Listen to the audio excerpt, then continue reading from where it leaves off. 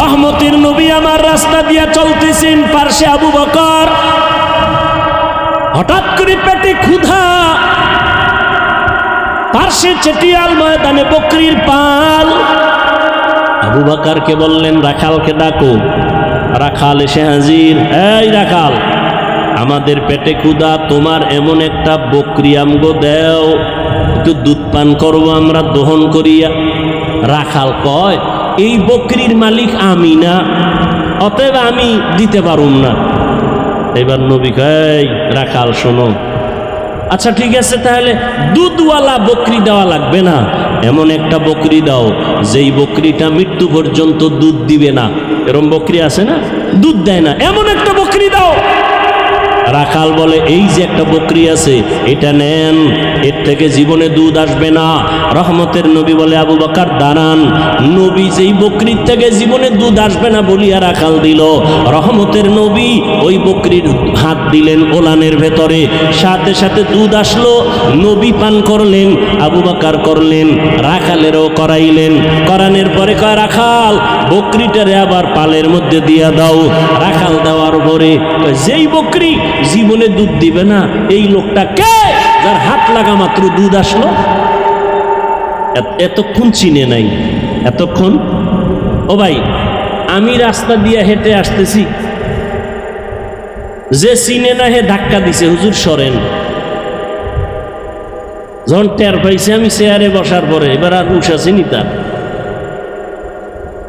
এজন্য যে যাকে চিনে না সে তাকে মানে না, যে যাকে চিনে তাকে মানার মতো মানে। বলে কেমন, কয় জীবন দিতে রেডি। রাখাল এতক্ষণ চিনে না এই ব্যক্তি কি। যখনই দেখলো একটা বকরি জীবনে দুধ দিবে না, ওই বান্দার হাতটা দেওয়া মাত্র বকরি দুধ দিল, চিনে ফেললো এটা সাধারণ কোনো মানুষ না, এটা পাওয়ারওয়ালা মানুষ। এই পাওয়ার আমার মধ্যে নাই। এই পাওয়ারের নাম হলো মুআজিজা। এই পাওয়ারের নাম কি? নবীদের বেলায় হলে মুআজিজা, ওলিয়া উলিয়াদের বেলায় হলে হবে কারামত। ভালো করে মনে রাখবেন, যেটা কখনো সম্ভব না, এই রকম কিছু অসম্ভব আল্লাহ যদি সম্ভব করেন, এটাকে আশ্চর্য ধরনের বলা হয়, অলৌকিক পাওয়ার বলে। এটা আল্লাহ ডাইরেক্ট আসমান থেকে জমিনে আইসা করবেন না, এটা কোনো ব্যক্তির মাধ্যমে করবেন। গাছ কথা বলতে পারে না, একজনে প্রশ্ন করে কথা বলা শুরু হয়ে গেল, এটা তো সম্ভব না, আমার আল্লাহর দ্বারা সম্ভব। সব অসম্ভবকে সম্ভব করতে পারেন কে? আর এই অসম্ভবকে সম্ভব যে আল্লাহ করবেন, এটা আল্লাহ কুদরতের দ্বারা করবেন, কারো মাধ্যমে করবেন। নদীর মধ্যে দীর্ঘ বছর পানি নাই, শুকাইয়া গেছে নদী। একজন ব্যক্তির কাছে এলাকার মানুষ আইসা কয়, আমগো নদীতে পানি নাই। লোকটা বড় একজন আল্লাহর প্রিয় বান্দা, তিনি একটা চিঠি লেখলেন। চিঠির মধ্যে কি লেখছেন তিনি জানেন আর আল্লাহ জানেন। তিনি কয়, এই চিঠিটা নদীর মধ্যে ফেলে দাও। যখন চিঠি নিয়ে নদীর মধ্যে ফেলে দিল, দীর্ঘ বছরের শুকনা নদীর মধ্যে পানির জোয়ার শুরু হয়ে গেল। সুবহানাল্লাহ। না রাখাল যখন দেখলো যেই বকরি কখনো দুধ দিবে না, হঠাৎ করে দুধ চলে আসছে, এই বান্দা সাধারণ না, এই বান্দা বড় দামি। পাশের লোকটা দাঁড়ানো কে দেখছেন নি? খবর নেই কে? আবু বকর সিদ্দিককে জিজ্ঞাসা করলেন, কে? ইনি হলেন রাহমাতুল্লিল আলামিন, আব্দুল্লাহর পোলা মুহাম্মদ। নাম শুনছি। তিনি কি বলে, হ্যাঁ তাই তো এই অলৌকিক ঘটনা প্রকাশ পেল। এবার মাথা নত করে বলে, পয়গম্বর আমাকে আপনি তাড়াতাড়ি কালেমা পড়ে দেন। এই রাখাল আর কেউ না, কলিজার সাহাবী আব্দুল্লাহ ইবনে মাসউদ রাদিয়াল্লাহু তাআলা আনহু। ইমামুল আউয়ালিনাল আখিরিন, বাহরে সাদকা রাহমাতাল লিল আলামিন, সাইয়্যিদুল কাউনাইন খাতমুল মুরসালিন, আখিরামত বুদে ফখরুল আউয়ালিন। এরে আল্লাহর বান্দা, ভালো করে বুঝো, অন্যদিকে তাকাইয়া তামাশা দেখবা না, অন্যে কান্দে ওদিকে তাকায়ও না। তোমার চোখে কেন পানি নাই সেই চিন্তা করো। একজনে আল্লাহর মুহাব্বতে চিৎকার দেয়, তোমার মধ্যে সেই জালজালা কেন হয় না? ওরে আগুন লাগলে তো শরীরটা গরম হবে, এটাই তো স্বাভাবিক। আগুন লাগলে তো গরম তাপ লাগবে, শরীর গরম হবে, এটাই স্বাভাবিক। আগুনের পাশে বসো, তোমার ভাইয়ের শরীর গরম হয়, তোমার শরীর কেন গরম হয় না? কারণটা কি? তোমার ব্যাটারিতে চার্জ নাই, তোমার ঈমান দুর্বল, তোমার আমল দুর্বল। মাওলার কাছে কান্না করো, হে মালিক আজকে মানুষ হইলাম, পরিচয় দেই আমি মানুষ, কিন্তু এখনো মানুষ হতে পারি নাই। আব্দুল্লাহ ইবনে মাসউদ নবীর মুজিজা দেখে কালেমা পড়লেন। ওমরের মতো বান্দা নবীর কল্লা কাটতে আসিয়া 27 বছরের নবীর হাতে কালেমা বললেন। ও নবীর আশেকের দল, আজকে তাবলীগওয়ালারা বয়ান করে, পীর সাহেবরা বয়ান করে, জুমার দিন খতিব সাহেবরা বয়ান করে। আমার মায়ার নবী মক্কা নগরীতে আসছেন এমন একটা জায়গায়, এত দামি জায়গা কেন না পাক? এর একমাত্র কারণ এই মানুষগুলো এত খারাপ হইল কেন? যেই জমিনে এত নবী আসলো, এত দামি ঘর হইল, এই মানুষগুলো অন্য জায়গার থেকে একটু ভালো হওয়ার কথা, এরা খারাপ কেন? এর যতটা জবাব আছে এর মধ্যে শ্রেষ্ঠ জবাব হলো এরা আল্লাহর নবী আসার আগ পর্যন্ত এরা মুরব্বি হারা ছিল, এই জন্য দিক বেদিক হয়ে গেছে। ঈসা নবী চলে গেলেন, মাঝখানে কোনো নবী নাই, কোনো মুরব্বি নাই। যারাও ছিল নবীর স্থলাভিষিক্ত, এরা দুনিয়ার লোভে পইরা ডান বাম হয়ে গেছে। হালালটারে হারাম কয়, হারামটাকে হালাল বলে। রোহবান এই সমস্ত ইহুদি আর খ্রিস্টানদের যারা নামদারি আলেম ছিল, এরা টাকা খাইয়া দুনিয়ার লোভে বিধানটাকে ডান বাম করে দিল। মানুষগুলো মূর্তি পূজায় লিপ্ত হয়ে গেল। যেই বাইতুল্লাহ এত দামি ঘর, ওই বাইতুল্লাহর ভেতরে 360টা মূর্তি ভেতরে টানানো। কয়টা? 360টা মূর্তি। এই খেয়াল করো ভালো করে, নবী আইসা নামাজ যখন শুরু করছে, বাইতুল্লাহর পাশে নামাজ পড়ছে, মূর্তি ছিল না? মক্কা বিজয়ের আগে তো মূর্তি নামায় নাই। মূর্তি ভেতরে 360টা মূর্তি। মায়ার নবী আল্লাহর মুহাব্বত নিয়ে নামাজ পড়তেছেন। প্রথম কিবলা বাইতুল মুকাদ্দাসের দিকে ফিরিয়া মদিনায় যাইয়াও আমার নবী ওই 16 মাস দীর্ঘ বছর পর্যন্ত বাইতুল মাকদিসে নামাজ পড়ছেন, কিন্তু নবীর দিলের তামান্না বাইতুল্লাহর দিকে ফিরিয়া নামাজ পড়বেন।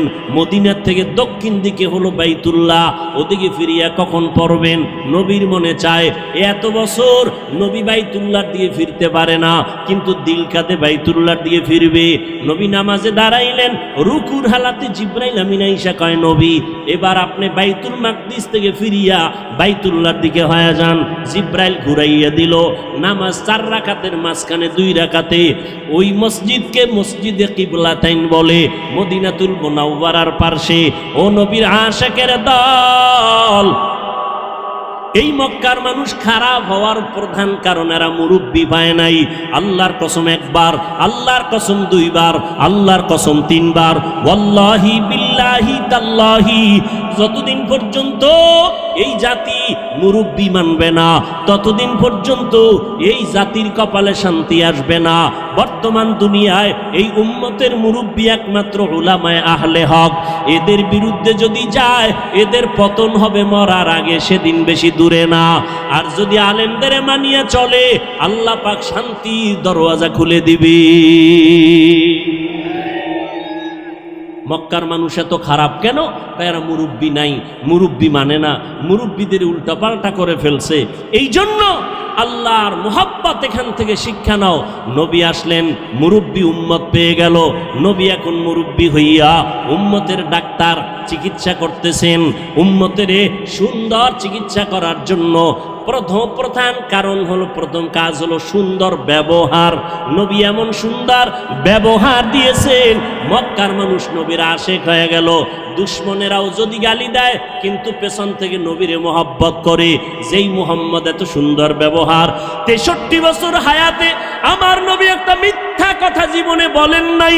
কেমন একজন নবী পেয়েছো যেই নবীর জীবনে কোনো মিথ্যা কথা নাই? এমন একজন নেতা পাইবা নিজে মিছা কয় না? আছে? মোবাইলটা ঘরের মধ্যে কানে লাগায় ঘরে থাইকা ওকে আমি জমি নেই নাই, আছে না নাই? বর্তমান মিথ্যার ফ্যাক্টরি হলো মোবাইল। আল্লাহ মিথ্যা থেকে হেফাজত করেন। এমন মায়ার নবী আমার জীবনে একটা মিথ্যা কথা বলেন নাই। কেমন নবী আমার, যেই নবী কোনোদিন কাউকে একটা গালি পর্যন্ত দেন নাই। নবীর সামনে দাঁড়াইয়া কত দুশ্মন অকথ্য ভাষায় গালাগালি করে, আমার নবী গালি দিবেন দূরের কথা, কোনো গালির জবাব দেন নাই। ও কুষ্টিয়ার মুসলমান, আল্লাহর মোহাব্বত অন্তরে জমা করে নাও। শিক্ষিত এলাকার মানুষ আপনারা কুষ্টিয়ার বিশ্ববিদ্যালয় থেকে লেখাপড়া করে কত আলেম বের হইয়া উম্মতের দাওয়াত দেয়, দ্বীনে ইসলামের কাজ করে। ও কুষ্টিয়ার মুসলমান, ভালো করে বুঝো, কেমন নবীর আদর্শ পাইলা যে নবী একটা মিথ্যা কথা বলেন নাই। তুমি আমি কেন মিথ্যা বলবো ইচ্ছা করিয়া? কেমন নবী আমার যেই নবী একটা গালি কাউকে দেন নাই, গালির জবাব দেন নাই। আরো আশ্চর্য কথা হলো, মায়ার নবী আমার কারো দিকে চোখ গরম করে কখনো তাকান নাই। নবী চোখ গরম করে তাকান নাই। কেমন মায়ার নবী আমার, নবীর এই উত্তম ব্যবহার দিয়া মক্কার মানুষগুলোকে এত দামি বানায় দিলেন। আল্লাহ এক পর্যায়ে জিব্রাইলের পাঠায় কয়, আমি লিস্টি দিয়া দিলাম, নবীর লিস্টি দিয়া দাও। লিস্টির মধ্যে যাদের নাম আছে নবী যেন ঘোষণা দিয়া দেয়, লিস্টির ভিতরে যাদের নাম তারা বিনা হিসাবে জান্নাতি। ও এলাকার মুসলমানেরা, ও যুবকেরা, ও বৃদ্ধ বাবাজি, ও পর্দার আড়ালের মা বোনেরা, সারা রাত যদি নবীর ইতিহাস বয়ান করি শেষ হবে না। নবী দুনিয়াতে আসার আগে নবীর গুণগান বিধর্মীরা পর্যন্ত গাইলো, শেষ করতে পারলো না। নবী আসছে, গুণগান চলছে, শেষ হয় না। নবী চলে গেলেন ১৫০০ বছরের বেশি হলো, এখনো নবীর গুণগান শেষ হয় না। বক্তাও শেষ করতে পারে না, লেখকেরা লেখাও শেষ করতে পারে না। কিয়ামত পর্যন্ত নবীর গুণগান বক্তারা বলবে, লেখক লেখবে, শেষ হবে না। কিয়ামতের দিনও নবীর প্রশংসা চলবে। এরে নবীর উম্মতেরা, ওই নবীর আদর্শ ধারণ করো। আমি কুষ্টিয়ার শিক্ষিত মুসলমানকে জিজ্ঞাসা করব, নবীর রেখে যাওয়া সুন্দর আদর্শ ছাড়া আর কারো কাছে ভালো আদর্শ আসেনি? থাকলে একজনে দাঁড়ায় বলো, হাফিজ ভাই, আমাদের কুষ্টিয়া এলাকার ভেতরে মোহাম্মদের আদর্শ ছাড়া আরো কিছু লোক আছে, তাদের আদর্শ মোহাম্মদেরটার থেকেও ভালো। আল্লাহর কসম, যদি ভালো আদর্শ দেখাইতে পারো, আমি মোহাম্মদেরটা নিব না, আমি তারটা নিব। কিন্তু পারছে কেউ? অনেকে অপচেষ্টা করেছিল। চেষ্টা না অপচেষ্টা? ব্যর্থ চেষ্টা করেছিল। আব্রাহাম লিঙ্কন আদর্শ দিল, জাতি গ্রহণ করে না।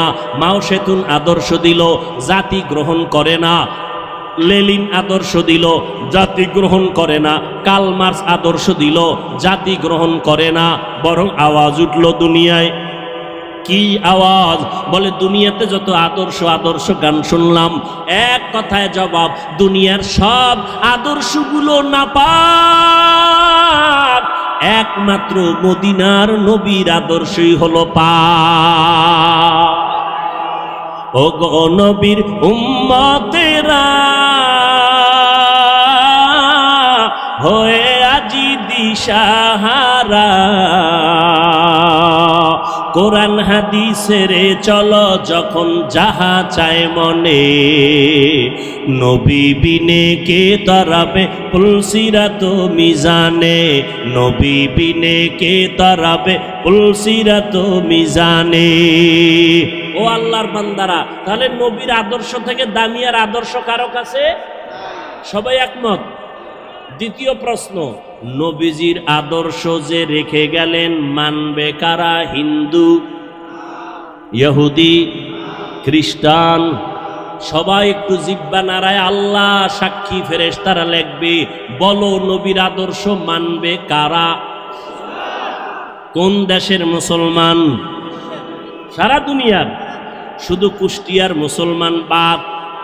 হ্যাঁ, তাহলে নবীর আদর্শ হিন্দু মানবে না, বৌদ্ধরা মানবে না, ইহুদিরা মানবে না, খ্রিস্টানেরা মানবে না, তুমি মুসলমান মানবা। কিন্তু কই নবীর আদর্শে দাড়ি লম্বা হয় না কেন? নবীর আদর্শে টুপি মাথায় উঠে না কেন? নবীর আদর্শ মতো 5 বেলার নামাজ পড়ো না কেন? এটা কি শুধু হুজুরেরা করবে? ও আল্লাহর বান্দা, যদি বলো হুজুর, ও হাফিজ ভাই, আমরা পারি না, আপনারা পারেন, এবার আমি বলবো রে বাবা, তোমার মতো যুবক জীবনে মাদ্রাসায় পড়ে নাই, স্কুল কলেজে লেখাপড়া করে, জেনারেল লাইনে চাকরি করে, ব্যবসা করে, সত্য কথাটা স্বীকার করো। তোমার মতো যুবক জীবনে মাদ্রাসায় পড়ে নাই, এমন যুবক স্কুল কলেজ ভার্সিটিতে পড়ে, 5 বেলার নামাজ পড়ে আছে না নাই? আর কি ওয়াজ করবো বলো? এবার তুমি তোমারে জিজ্ঞাসা করো, তুমি কেন পারো না? ও কুষ্টিয়ার মুসলমান, তোমার মতো যুবক সন্তান র্যাব, আর্মি, পুলিশ, বিডিআরের চাকরি করে, 5 বেলার নামাজ পড়ে আছে না নাই? তুমি কেন পারবা না রে বাবা? তোমার মতো যুবক রাস্তায় গাড়ি চালায়, 5 বেলার নামাজ পড়ে, তুমি কেন পারবা না? বালিশে মাথা লাগায় একটু প্রশ্ন করো, তুমি কেন পারবা না রে বাবা? নদীর মধ্যে মাছ ধরে, নামাজ ছাড়ে না, তুমি কেন পারো না? তোমার আমার মতো কত যুবক তাকায় দেখো ময়দানে কৃষি কাজ করে, নামাজ পড়ে, তুমি কেন পারবা না? আসলে কি ওলামায়ে কেরামের কথা মিথ্যা মনে করছো? আল্লাহর কোরআন নবীর কথা কি মিথ্যা মনে করছো নাকি বাবা? আমাকে আবার একটু জবাব দাও। আমার আল্লাহর কোরআন সত্য। মাজারের মধ্যে ঢোল বাজায় নবীর আশেক আছে না নাই? গায়রুল্লাহকে সেজদা দেয় নবীর আশেক। আমরা পীর আউলিয়ার পক্ষের মানুষ। আমি কেন? আল্লাহর কোরআন পক্ষে, আমরাও পক্ষে, রসুলের হাদিস পক্ষে, আমরাও পক্ষে। আল্লাহর কোরআন রসুলের হাদিস যাদের পক্ষে নাই, আমরাও তাদের পক্ষে নাই। আল্লাহ পাকের সত্য কোরআন, রসুলের সত্য হাদিস, ওলি আউলিয়ার পক্ষে, আমরাও তাদের পক্ষে, কিন্তু ভেজালের পক্ষে না। কিসের পক্ষে না? আল্লাহ কয়জন? সবাই বলেন। আল্লাহ যে এক, কোন দিক থেকে এক? আল্লাহ এক যে কোন দিক থেকে এক? সব দিক থেকে এক, তাই তো? আল্লাহর মতো কি আর একজন আছে? আল্লাহর সমান কেউ আছে? আল্লাহর সহযোগী কেউ আছে? নাই। তা আল্লাহ কেমন এক, যার কোনো সমতুল্য নেই? কেউ যদি মনে করে আছে, এর নাম শিরিক। এর নাম, আল্লাহ যা এককভাবে পাবেন, এই পাওনাটা আর একজনকে দেওয়ার নাম শিরিক। মানুষের জীবনের ইবাদত পাবেন কে? সেজদা পাবেন কে? এটা আর এক জায়গায় দেওয়ার নাম শিরিক। কোরআন শরীফের স্পষ্ট ঘোষণা, যারা শিরিক করে তারা মুশরিক, মুশরিকদের জন্য জান্নাত হারাম। ওয়া মান ইউশরিক বিল্লাহ ফাকাদ হারামাল্লাহু আলাইহিল জান্নাহ। যারা আল্লাহর সাথে অংশীদার করবে, আল্লাহ যা পাবেন এটা অন্যকে যদি দেয়, এর নাম শিরিক। আল্লাহ বলেন, মুশরিকদের জন্য আমি আল্লাহ জান্নাত হারাম করে দিলাম। আমি অন্য গুনাহ চাইলে সহসায় মাফ করব, শিরিকের গুনাহ সহসায় আমি ক্ষমা দিব না। আল্লাহ শিরিক থেকে আমাদেরকে হেফাজত করেন। নবী বললেন সব উম্মত জান্নাতে যাবে, কিন্তু আমি মুহাম্মদকে যারা মানে না তারা যাবে না। সাহাবায়ে কেরাম জানতে চাইলেন, হে আল্লাহর রাসূল, আপনাকে মানে না কারা? নবী একটা স্পষ্ট মাপকাঠি দিয়ে গেলেন, কিয়ামত পর্যন্ত ঝামেলা যেন দরকার না হয়। নবী বললেন, যারা আমার অনুসরণ করবে, অনুকরণ করবে, ইত্তেবা করবে, ইতাআত করবে, তারা জান্নাতি। সাহাবাদের প্রশ্ন ছিল, নবী আপনাকে মানে না, তারা কারা? নবীজি বললেন, যারা আমার অনুসরণ করবে তারা জান্নাতি। আমাকে একটু জবাব দেন, নবীজিকে অনুসরণ করলে সে কি? বিপরীত কথা কি দাঁড়াবে? বুঝেন নাই? যে নবীকে অনুসরণ করবে সে জান্নাতি। বিপরীত কথা কি দাঁড়ায়? যে নবীর অনুসরণ করবে না সে। কিন্তু নবীজি জাহান্নামী ওই ব্যক্তিকে বলেন নাই। নবী বলছেন যে আমার অনুসরণ করবে সে জান্নাতি, যে অনুসরণ করবে না সে জাহান্নামী। নবী এ কথা বলেন নাই। নবী কি বলছেন? নবী বলছেন যারা আমার বিরোধিতা করবে তারা জাহান্নামী। এখান থেকে একটা সুন্দর কথা আজীবনের জন্য মনে রাখবেন, লিখে রাখবেন। নবীকে যারা মানে না বা নবীর আদর্শ মতো চলে না তারা দুই দল। নবীজির আদর্শ মেনে চলে না যারা, তারা কয় দল? এক দল আগ্রহী আর এক দল বিদ্রোহী, এক দল দরদি আর এক দল বিরোধী। যেমন কথার কথা, আমি ডান দিক থেকে একটা যুবকরে জিজ্ঞাসা করলাম, এই যুবক ভাই, আপনি নবীর আদর্শে টুপি পরেন না কেন, দাড়ি রাখেন না কেন? যুবক জবাব দিল, হুজুর দাড়ি রাখা দরকার, নবীর আদর্শ, চেষ্টা করতেছি, পারি না, একটু দোয়া করবেন। আমাকে বলেন তো এই যুবকটা কি বিরোধী না দরদি? দরদি। বাম দিক থেকে একটা যুবকরে জিজ্ঞাসা করলাম, এই যুবক, নবীর আদর্শে নামাজ পড়ো না কেন, দাড়ি রাখো না কেন? খেয়াল করতেছেন তো? যুবক আমার কথাটা শেষ না হতেই আমাকে পাল্টা আওয়াজ দিল, দাড়ি না রাখলে অসুবিধা কি আছে না নাই? নামাজ না পড়লে অসুবিধা কি? যদি আরেকটু চালাক হয় সে বলবে, দাড়ির মধ্যেই কি ইসলাম? পোশাকের মধ্যেই কি ইসলাম? আপনারা জবাব দেন, এই যুবকের কথায় কি মনে হয়, রসুলের দরদি না বিরোধী? আগ্রহী না বিদ্রোহী? রসুলের আদর্শর বেলায় বিদ্রোহীর আরেক নাম বেঈমান। বিদ্রোহীর আরেক নাম কি? এখান থেকে কুষ্টিয়ার মানুষ আজীবন মনে রাখবেন, একটা লোক দাড়ি রাখে না তাকে গালি দেওয়া, মনে ভালো করে মুখস্থ করেন। এক যুবক দাড়ি রাখে না তাকে গালি দেওয়া, আর একজন দাড়ি পছন্দ করে না তাকে ছাড় দেওয়া যাবে না। একজন আগ্রহী আর একজন আগ্রহী মুমিন, বিদ্রোহী বেঈমান। একজনে টুপি পরে না, গালি দেওয়া, আর একজনে টুপি পছন্দ করে না তাকে ছাড় দেওয়া। একজনে নামাজ পড়ে না তাকে গালি দেওয়া, আর একজনে নামাজ পছন্দ করে না তাকে ছাড় দেওয়া। একজনে পর্দা করে না তাকে গালি দেওয়া, আর একজনে পর্দার বিধানকে পছন্দ করে না তাকে ছাড় দেওয়া। তাহলে একটা লোক দাড়ি রাখে না তাকে জাহান্নামী বলা যাবে? আগে বুঝতে হবে সে কি আগ্রহী না বিদ্রোহী। বুঝেন না কথা? অতএব একটা বেনামাজিকে দেখলে হিংসা করা যাবে না, গালি দেওয়া যাবে না, কাছে যেতে হবে, বুকে লাগাইতে হবে। এরপরে যদি বোঝা যায় যে আগ্রহ নাই, বিদ্রোহ, তখন সিদ্ধান্ত পাল্টাইতে হবে, এর আগে না। আমি 5 ওয়াক্ত নামাজ পড়ি, বেনামাজির দেখলে সি সি করে তাড়ায় দেওয়ার নাম, এটা কামিয়াবি না, সফলতা না। পাপকে ঘৃণা করো, পাপীকে, তার মানে কি? একটা লোক অন্যায় করছে, অন্যায়টাকে ঘৃণা করে তাকে তাড়ায় দিও না, তাকে তুমি কাছে যাও, বুঝাও যে ভাই নামাজ পড়েন, পর্দা করেন, হালাল মতো চলেন, অন্যায়টা দূর করার ব্যবস্থা করো।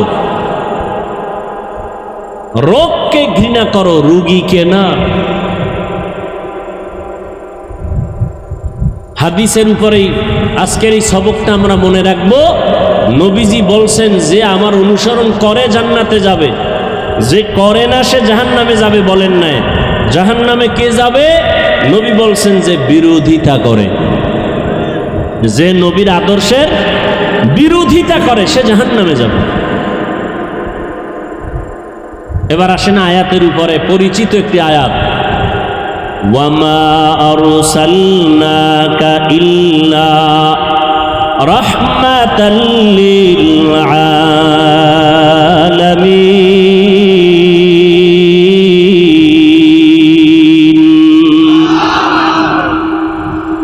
তর্জমাটা বলছি, আর একবার বলি। আল্লাহ বলেন, হে নবী, আমি আপনাকে, হে রসুল, আমি আপনাকে দুনিয়াতে পাঠাই নাই। হ্যাঁ, পাঠিয়েছি জগৎসমূহের রহমত হিসেবে। পাঠাই নাই, হ্যাঁ পাঠিয়েছি। ঘুরাইয়া বললেন কেন? ডাইরেক্ট যদি বলতেন আপনাকে জগৎসমূহের রহমত করে পাঠাইলাম। ঘুরাইয়া বললেন এর কারণ দুনিয়ার সমস্ত মানুষের ব্রেনকে সাফ করে দিলেন। মোহাম্মদ দুনিয়াতে ভিন্ন কোনো কারণে পাঠানো হয় নাই, একটাই মাত্র কারণ, জগৎ সমূহের জন্য তিনি রহমত। তিনি রহমত, পুরাটাই রহমত, তার মধ্যে রহমতের বাইরে কিচ্ছু নাই। এটা বুঝাবার জন্য এখানে অনেকে তর্জমা করেন রহমতের নবী উভয় জগতের জন্য রহমত। আমি তর্জমা করেছি জগৎ সমূহের জন্য রহমত। উভয় জগৎ বলতে বুঝায় দুনিয়ার জগৎ, পরকাল জগৎ। কিন্তু জগৎ তো দুইটা না, আরো আছে। রুহের একটা জগৎ আলাদা, মায়ের গর্ভের একটা জগৎ আলাদা, দুনিয়া নামক জগৎ একটা আলাদা, মৃত্যুর পরে কবরের জগৎ আলমে বরজাখ আলাদা, হাসরের ময়দানের জগৎ আবার আলাদা, জান্নাত আর জাহান্নামের একটা জগৎ হবে আলাদা। তাহলে একটা হইল না অনেক? জগৎ সমূহের জন্য নবী রহমত, রুহের জগতের জন্য নবী রহমত, মায়ের গর্ভের জগতের জন্য নবী রহমত, দুনিয়ার জগতের জন্য নবী রহমত, কবর জগতের জন্য নবী রহমত, হাসরের ময়দানে আমার নবী রহমত, জান্নাতের জগতে আমার নবী রহমত, জাহান্নামের ভেতরেও আমার নবী রহমত। একজনে প্রশ্ন করবে মনে মনে, সামনে তো আর আসবে না, পেছনে পেছনে বলবে নবী জান্নাতের জন্য রহমত বুঝলাম, জাহান্নামের জন্য রহমত, এটা আবার কোন কথা? এজন্যই তো ভাইজান দূরে থেকে সব কথা আজ করা যায় না। কুষ্টিয়ার বাজারে আর পেছন দিক থেকে একজনকে দেখা কাও চাচা মিয়া দাঁড়াও, মনে করছো তোমার বাড়ির চাচা। চাচায় যখন উল্টা দিকে চেহারাটা ঘুরাই দিয়ে কায়, ও আপনাকে বলি নেই। দূরের থেকে ধারণা করিও না, কাছে যাও। এই দুনিয়াতে নবী আসবেন না, সাহাবায়ে কেরাম আসবেন না, উলামায়ে কেরাম উম্মতের রাহবার, ওয়ারাসাতুল আম্বিয়া। উলামায়ে কেরাম আল্লাহকে ভয় করবেন, ভয় করার মানে গুনাহ থেকে নিজেকে বাঁচায় রাখবেন। সাধারণ মানুষ শয়তানের ধোকায় পড়ে বাম হাতে পানি পান করবে, কিন্তু কোনো আলেম বাম হাতে পানি পান করবে না। সাধারণ মানুষ শয়তানের ধোকায় পড়ে টুপি ছাড়া চলবে, দাড়ি কাটবে, কিন্তু যারা আলেম তারা কখনো টুপি ছাড়া চলবে না। হর কে দারদ খৌফে হক দার দিল মাদাম, জন্নতুল মাওয়া বেহদ উরা মাকাম, জুজবা হক চি জে মখাজ ইনসোজা, ফজলে উ আমস্তে দর জুমলা জাহা। জগৎ সমূহের জন্য আপনার আমার নবী, রহমতের নবী আমার নবী। রুহের জগতের জন্য কিভাবে রহমত, ভিন্ন আলোচনা। মায়ের গর্ভের জগতের জন্য নবী কেমন রহমত, ভিন্ন আলোচনা। দুনিয়ার জগতের জন্য নবী কেমন রহমত, ভিন্ন আলোচনা।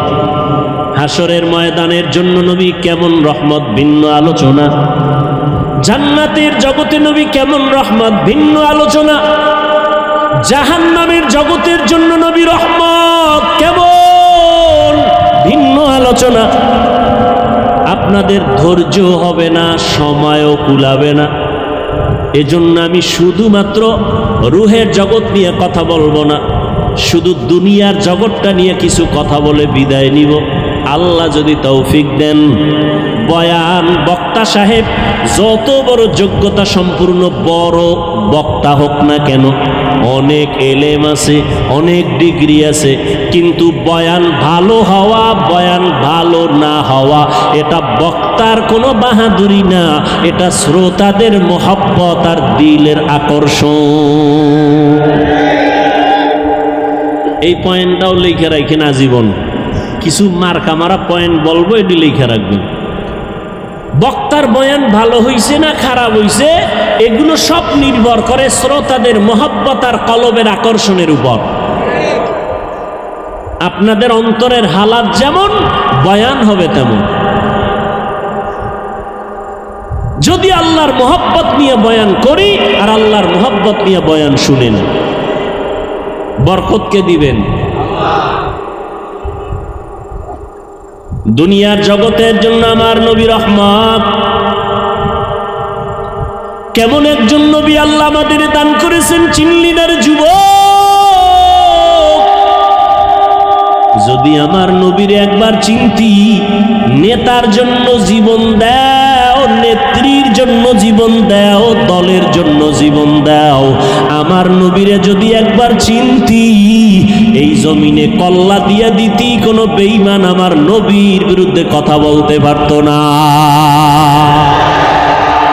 ইমামুল আউয়ালিন ওয়াল আখিরিন বহরে সাদকা রাহমাতাল লিল আলামিন সাইয়্যিদুল কাউনাইন খাতমুল মুরসালিন আখিরামত বুদে ফখরুল আউয়ালিন। বছরের মাস কয়টা? 12টা। কিয়ামতের আগে একটা বাড়বে, একটা কমে যাবে। ইন্না ইদ্দাতাশ শুহুরি ইনদাল্লাহি 12 শাহরান ফি কিতাবিল্লাহ ইয়াওমা খালাকাস সামাওয়াতি ওয়াল আরদ মিনহা আরবাআতুন হুরুম যালিকাদ দীনুল কাইয়্যিম। আল্লাহ পাক কোরআনে বলেন সূরা তাওবা, কিয়ামতের আল্লাহ পাক বলেন আমি বছরে গণনার আকারে মাস বানাইছি 12টা।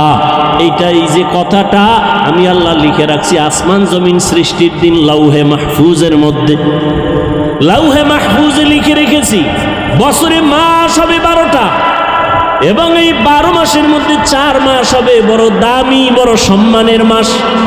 তার মানে অন্য মাস সম্মান নাই, সব মাসের দাম আছে।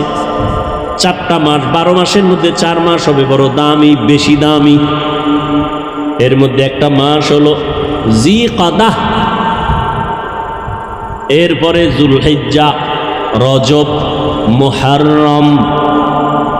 আবার একটু বলি, 4 মাস, 12 মাসের মধ্যে 4 মাস বড় দামি। এটা কোরআনে লেখা, কোরআনের আয়াত। আল্লাহ এই সিদ্ধান্ত লিখে রাখছেন লাউহে মাহফুজে। কোন দিন? আসমান জমিন সৃষ্টির দিন। ভালো করে খেয়াল করেন, মুহররম, রজব আর হলো জিকাদা, যুলহিজ্জা। নাম কয়টা আবার খেয়াল করেন, জিকাদা, যুলহিজ্জা, মুহররম, রজব। এই 4 মাসের মধ্যে রবিউল আউয়াল কয় নম্বরে? বলেন, জবাব দেন। নাই? তাহলে কি বুঝেন? রবিউল আউয়ালের দাম নাই? সব মাসেরই দাম আছে। ওই যে 4 মাসের দাম আলাদা কেন, এ বিষয়ে আলোচনা আলাদা। আয়াত নাজিল হয়েছে ওই সময়, ওই প্রেক্ষাপট ভিন্ন ছিল। যুদ্ধ বিগ্রহ করত, ওটা নিষেধ করেছিলেন এই 4 মাসে। ওই হুকুম রহিত হয়ে গেছে, এখন সেই হুকুম বাকি নেই। এখন প্রয়োজন হলে কিয়ামত পর্যন্ত আল্লাহর বিধানে জিহাদ চলবে। রজব বুঝি না, মুহররম বুঝি না, বাতিল যখন আঘাত করবে, মুসলমান ইমানের, ইসলামের পতাকা উড্ডীন করার জন্য প্রতিবাদের ময়দানে ঝাঁপিয়ে পড়বে। তো যেটা আমি বুঝাতে চাই, রবিউল আউয়াল বর্তমান মাস। সেই ক্ষেত্রে আমি রসুলের আদর্শের কিছু কথা বলবো, আয়াত নিয়েছি, প্রাসঙ্গিক 2-1টা কথা বলে যাই। নবীরে নিয়ে লাফালাফি, কেউ মদিনার থেকে নবীরে টান দিয়া কুষ্টিয়ার মসজিদে নিয়ে আয়, মাঝে মাঝে ঢাকার বাইতুল মুকাররমে নবী হাজির হয়ে যান। হ্যাঁ, কত ইখতিলাফ, মতনৈক্য। কেউ কয় নবী যে 63 বছর পরে মরে গেছে আর জিন্দা হওয়ার কায়দা নেই, আবার কেউ কয় নবী মরেই নেই। তো যারা বলে নবী মরে নাই, তো 63 বছরের গণনা আসলো কেন? যাই হোক, নবী বলেন আমি 63 বছরের হায়াত শেষ করে মদিনাতুল মুনাওয়ারা রওজা মুবারাকে কিয়ামত পর্যন্ত জিন্দা অবস্থায় নামাজের হালাতে থাকব। আরো জোরে বলেন। নবী কবরে মদিনায় না মক্কায়? মদিনায়। কতদিন থাকবেন বলেন সবাই? বাংলাদেশে আসবেন কবে আসবেন? নবী এসে আপনার খবর নেওয়া এটা মূল্য বেশি, না ফেরেশতা দিয়ে নবীর কাছে খবর পৌঁছানো এটা মূল্য বেশি? কেন নবীরে আনতে চান কেন এখানে? আপনি যাইতে পারেন না? আর আপনার মতো ভেজাল্লা আমল আল্লাহর কাছে নবী আসবে, নবী কি ঠেকানি? আল্লাহ হেদায়াত দান করুন। কিয়ামত পর্যন্ত নবী থাকবেন, মরা না জিন্দা? জিন্দা। কিয়ামত পর্যন্ত নবী জিন্দা। সমস্ত নবীরা কবরে জিন্দা, সব সার্বজনীন নয়। এই 4টা শব্দ আমার নবীর শানের শব্দ। এই 4টা শব্দকে যারা ছোট চোখে দেখবে সে রসুলকেই ছোট করলো। কথা বুঝাইতে পারছি? নবীজির জন্ম মোবারক আমরা মানি না? মানি না। নবীজির ইন্তেকাল আমরা মানি না? মানি না। তাহলে আমরা মিলাদুন নবীও মানি, ওয়াফাতুন নবীও মানি। নবীজির আদর্শ আমরা মানি না? মানি না। তাহলে আমরা নবীর সিরাতুন নবীও মানি, দাওয়াতুন নবীও মানি। অতএব এ নিয়ে আমাদের মধ্যে দূরত্ব সৃষ্টি করার কোনো সুযোগ নাই। এরপরে নিয়ে বহু আলোচনা আছে, ওদিকে আমি যাব না। আমি মূল আমাদের নবী শ্রেষ্ঠ, এতে কোনো সন্দেহ নাই। সর্বসম্মতিক্রমে আমার নবী শ্রেষ্ঠ, আমরা এটা অন্তর দিয়ে বিশ্বাস করি। এটা আমাদের ঈমান, এটা আমাদের আকীদা। নবীরে কি দিয়ে বানাইছেন ওই ধান্দায় পইরা সময় নষ্ট না কইরা 100 বার দুরূদ শরীফ পড়ি, সওয়াব হবে। কি এই তর্ক বিতর্ক না কইরা আমল করি। কখন মরণ হয়ে যাবে বলা যায় না। চোখের সামনে দেখতে না দেখতে কত আপনজন চলে গেল, চোখের সামনে কত যুবক চলে গেল। আমার চলে যাওয়ার পালা। কি নিয়ে যাইতেছি আর কি রেখে যাইতেছি? আল্লাহ বলেন ওমা আরসালনাকা ইল্লা রাহমাতাল লিল আলামিন। ও পয়গম্বর, জগৎ সমূহের জন্য আমি আপনাকে রহমত করে পাঠাইলাম। রূহের জগতের জন্য নবী আমার রহমত, দুনিয়ার জগতের জন্য নবী রহমত, কবর জগতের জন্য নবী আমার রহমত, হাসরের জগতের জন্য নবী রহমত। দুনিয়ার জগতের জন্য নবী কিভাবে রহমত, এ বিষয়ে 2-4টা কথা আমি বলবো। রহমতের নবী এমন এক সময় জমিনের মধ্যে পদার্পণ করলেন মক্কা নগরীতে, আরব দেশের ভেতরে, যেই সময় মক্কার মানুষের মতো চরিত্রহীন লম্পট জমিনের মধ্যে আর কোথাও কোনো মানুষ ছিল না। মক্কার মানুষ বড় খারাপ মানুষ, এতটাই চরিত্রহীন। ভালো করে খেয়াল করেন, এতটাই চরিত্রহীন ওই মক্কার মানুষ। নারী আর পুরুষ উলঙ্গ হইয়া বাইতুল্লাহর চারপাশে তাওয়াফ করে। তারা কাপড় পরে যায় না, কারণ এই কাপড় দ্বারা ভিন্ন জায়গায় গিয়া গুনাহ করছে। এই গুনাহযুক্ত কাপড় নিয়ে বাইতুল্লাহর কাছে যাবে না। এরা বাইতুল্লাহকে সম্মান করে, কিন্তু চরিত্র এতটাই দুর্বল, এরা নারীদের পছন্দ করে না। কন্যা ঘরে আসলে বাবা পর্যন্ত বেজার হয়ে যায়। বাবা লজ্জায় পড়ে ওই কন্যা সন্তানটাকে জ্যান্ত গলা টিপে হত্যা করে। এতটাই জালেম, এতটাই জুলুম চলতেছিল।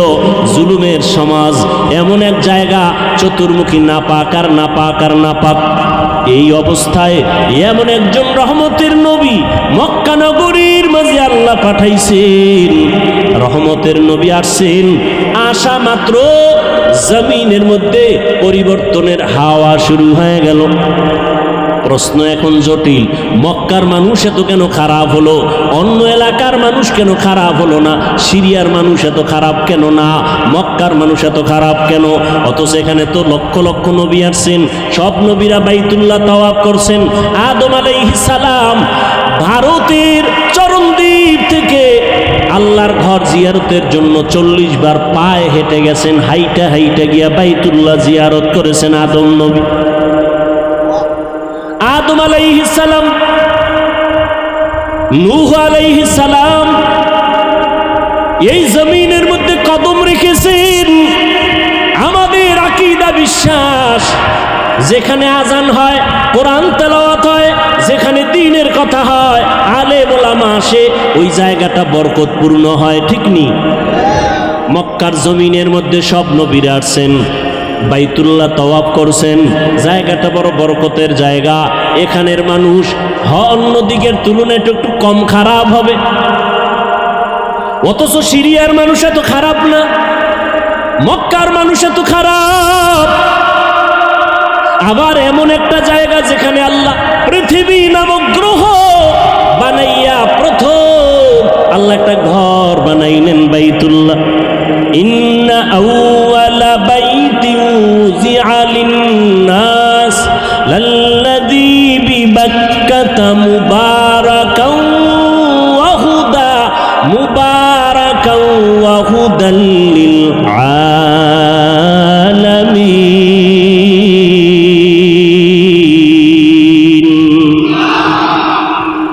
আল্লাহ বলেন আমি ঘর বানাইলাম, জমিন বানাই আর কিছু বানাই নাই, প্রথম পৃথিবীতে বানাইছে একটা ঘর। বাক্কা নগরীর ভেতরেই ঘর, ও ঘর হলো বাইতুল্লাহ। এমন একটা ঘর যেই ঘরটা দিয়ে তাকাইলে সওয়াব, যেই ঘর এত বরকতের ঘর, হেদায়াতের জন্য দিলাম জগৎ সমূহের হেদায়াত। এটা এমন একটা ঘর, নবী বলেন তুমি জিকির করো না, তেলাওয়াত করো না, নামাজ করো না, তাওয়াফ করো না, শুধু আল্লাহর ঘরটার দিকে যদি তাকাইয়া বসে বসে শুধু তাকায়া থাকো, অনবরত আমল নামায় সওয়াব লেখা হবে। আর কেদারত খৌফে হক দর দিল মাদাম জান্নাতুল মাওয়া দেহাদ উরা মাকাম। এমন একটা বরকতের ঘর, যেই ঘরটা 24টা ঘন্টার সেকেন্ডে সেকেন্ডে তাওয়াফ চলে, মানুষ না থাকলেও জিনেরা ফেরেশতারা করে। এটা এমন একটা জায়গায় আল্লাহ দিছেন, এই ঘর বরাবর 7 আসমানের উপর একটা নূরের ঘর আছে, ফেরেশতাদের কাবা, নাম হলো বাইতুল মামুর, নূরের ঘর, নূরের ঘর। 70,000 ফেরেশতা মুহূর্তে মুহূর্তে 7 আসমানের বাইতুল মামুর তাওয়াফ করে। একবার যারা সুযোগ পায়, কিয়ামতের আগে আর তাদের সুযোগ হবে না। ওই বরাবর আল্লাহ বাইতুল্লাহ জমিনে বানাইলেন, ফেরেশতারা বাইতুল মামুর তাওয়াফ করে। আল্লাহ ওয়াদা করলেন, ও ফেরেশতা, জমিনের মধ্যে এমন একটা ঘর আমি বাইতুল্লাহ বানাইলাম, এই বাইতুল্লাহর তাওয়াফ যারা করবে আমি আল্লাহ তাদেরকে এতটা নিষ্পাপ বানায় দিব, মায়ের গর্ভ থেকে বাচ্চা যেমন নিষ্পাপ ভূমিষ্ঠ হয়, আমার বাইতুল্লাহ জিয়ারত করে যারা বের হবে তাদেরও নিষ্পাপ বানায় দিব। আতিনা ফি দারে দুনিয়া না হাসান, আতিনা ফি দারে উকবা না হাসান, ইয়া গিয়াসাল মুস্তাগীসিন ইহদিনা লিফতিখারা বিল উলুমে ওয়াল গিনা। হর গরিব নেকো তু তৈয়ার হ্যায়, जो न मांगे उससे तू बेजार है। খারাপ লাগে আপনাদের? আর একটু সামনে আগাবো। মা বাবার জন্য, দেশের জন্য, কবরওয়ালাদের জন্য একটু দোয়া করে যাবেন, এই মন মানসিকতা আছে না? ঘুমে ধরছে? আর বাঙালি কি ঘুমায়নি? কিন্তু মোবাইল যেদিন থেকে আসছে ওদিন থেকে ঘুম বিদায় হয়ে গেছে। আমরা মোনাজাত ধরি বইয়া, মোবাইলওয়ালারা মোনাজাত ধরে রাতে বিছানায় শুইয়া। সারা রাত মোবাইলের ডিউটি, কবিরা গুনাহ করে চেহারাটা কার্টুন হয়ে গেছে। এরে যুবক, আল্লাহর কসম করে বলি, ভালো করে লিখে রেখো রে যুবক, এই দুনিয়ায় যত বন্ধু পেয়েছো সব বন্ধু স্বার্থপর। একমাত্র দুনিয়ার জমিনে তোমাদের নিঃস্বার্থ বন্ধু উলামায়ে কেরাম ছাড়া আর কেউ না আছে। যারা তোমাকে ভালোবাসে, ছায়া দেয়, স্বার্থ আছে, আঘাত লাগবে সদস্য পদের নাম কাটবে না, কল্লাটা কেটে ফেলবে। কিন্তু আমরা উলামায়ে কেরাম তোমাদের এত আপন, আমাদের কি পরিমাণ গালাগালি করো তাও আমরা জানি, আমাদের বিরুদ্ধে কি পরিমাণ ফেসবুকে লেখো তাও আমরা জানি। এরপর একটা গালি দেই না, কলিজা দিয়া দোয়া করি, ও দয়ার মালিক আমার কলিজার যুবকদের তুমি দিনের খাদেম বানায় দাও। কারণ নবীজিও যুবকদের জন্য বড় দোয়া করেছেন। নবী বলেন, বুড়ারা আমি মুহাম্মদের বিরোধিতা করেছি, আর যুবকেরা আমি মুহাম্মদের উপকার করেছি। আবু জাহিল নবীর বন্ধু না দুশ্মন? বুড়া। কি আবু লাহাব নবীর দুশ্মন বুড়া, আবু তালিব নবীর দুশ্মন বুড়া। আর নবীর আপন 7 বছর বয়সের এক যুবক, 11 বছর বয়সের আগেই, শিশু থেকে কিশোর হইয়া যুবক হওয়ার আগেই আল্লাহর বান্দা নবীর হাতে গেলেন, সহযোগিতার জন্য রেডি হয়ে গেলেন। নবীর চাচাতো ভাই হযরতে আলী। 7 বছর শেষ, 8, 9, 10, 11, 12-র মধ্যে কেউ বলেন 11, কেউ বলেন 8, নবীর হাতে গিয়া কালেমা পড়লেন। এতদিন ছিল আলী নবীর চাচাতো ভাই, এখন আলী নবীর একজন সাহাবী। কিছুদিন পরে হবেন কি হবেন? জামাতা হয়ে যাবেন। যুবক নবীর শক্তি দিয়া নবীর কাছে গিয়া সাহায্যের হাত বাড়াইলেন। আব্দুল্লাহ ইবনে মাসউদ বকরির রাখাল, ময়দানে বকরি চড়ায়, রহমতের নবীকে দেখে রাস্তার পার্শ্ব দিয়ে হেঁটে যায়।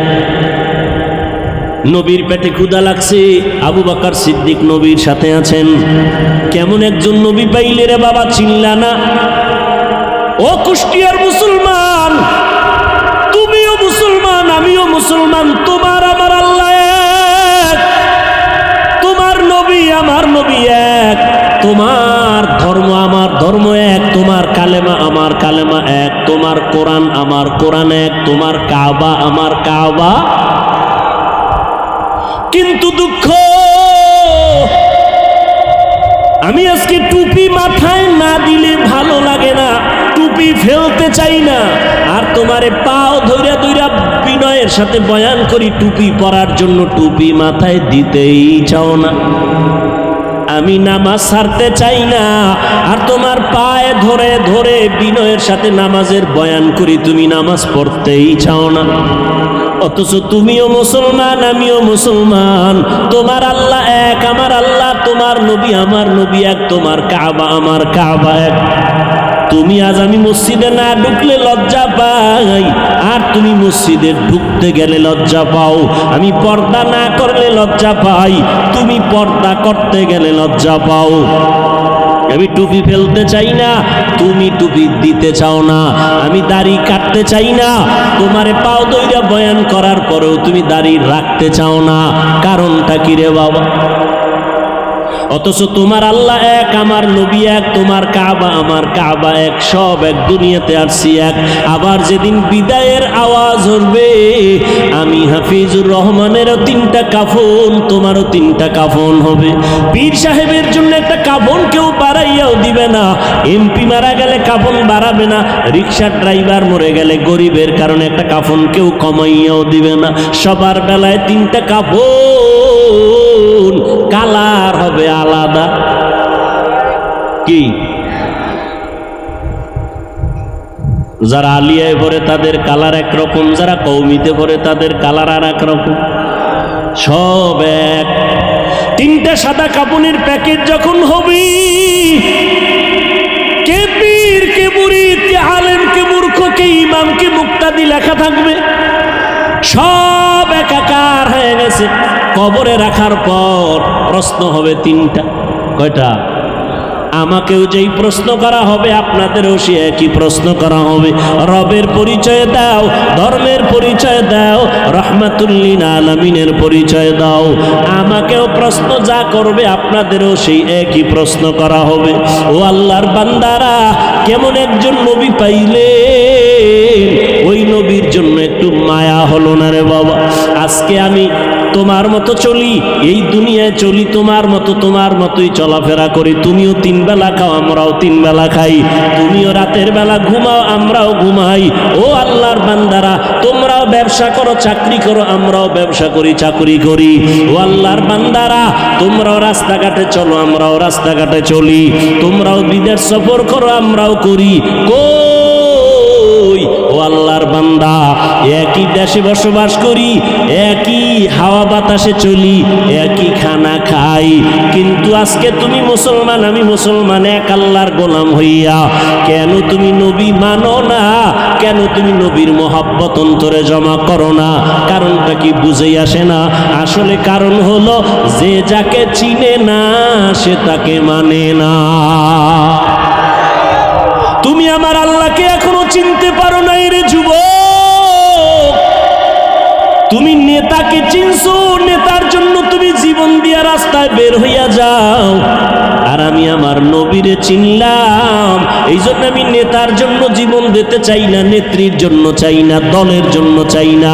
জীবনটা যদি দিতে চাই আমার নবীর আদর্শের জন্য দিব। এনে নবীর আশিক উম্মতের দলেরা, রহমতের নবী আমার রাস্তা দিয়া চলতেছেন, পার্শ্বে আবু বকর। হঠাৎ করে পেটে ক্ষুধা, পার্শ্বে চেটিয়াল ময়দানে বকরির পাল। আবু বকরকে বললেন, রাখালকে ডাকো। রাখাল এসে হাজির। এই রাখাল, আমাদের পেটে ক্ষুধা, তোমার এমন একটা বকরি আমগো দেও, একটু দুধ পান করবো আমরা দহন করিয়া। রাখাল কয়, এই বকরির মালিক আমি না, অতএব আমি দিতে পারুম না। এবার নবী কয়, রাখাল শোনো, আচ্ছা ঠিক আছে, তাহলে দুধওয়ালা বকরি দেওয়া লাগবে না, এমন একটা বকরি দাও যেই বকরিটা মৃত্যু পর্যন্ত দুধ দিবে না। এরকম বকরি আছে না, দুধ দেয় না, এমন একটা বকরি দাও। রাখাল বলে, এই যে একটা বকরি আছে, এটা নেন, এর থেকে জীবনে দুধ আসবে না। রহমতের নবী বলে, আবু বকর দাঁড়ান। নবী যেই বকরির থেকে জীবনে দুধ আসবে না বলিয়া রাখাল দিল, রহমতের নবী ওই বকরির হাত দিলেন ওলানের ভেতরে, সাথে সাথে দুধ আসলো। নবী পান করলেন, আবু বকর করলেন, রাখালেরও করাইলেন। করানোর পরে কয়, রাখাল বকরিটারে আবার পালের মধ্যে দিয়া দাও।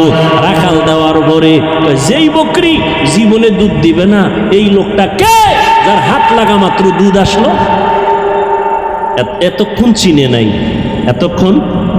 ও ভাই, আমি রাস্তা দিয়ে হেঁটে আসতেছি,